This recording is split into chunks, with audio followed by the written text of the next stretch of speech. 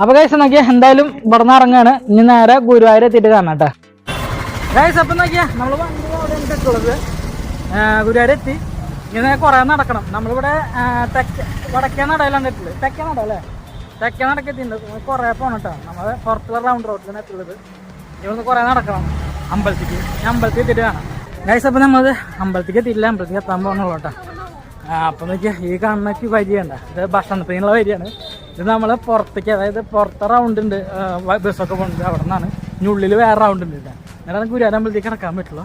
അത് ഭക്ഷണം കഴിക്കാൻ പറ്റില്ല. പക്ഷെ ഭക്ഷണം കഴിക്കാനുള്ള ക്യൂ നോക്കി കണ്ട നോക്കട്ടെ. നമ്മളെ തിയേറ്ററാണ്, ദേവകി തിയേറ്റർ. അതിൻ്റെ അടുത്ത് കൂടെയാണ് ഈ ഒരു ക്യൂ പോകുന്നത്.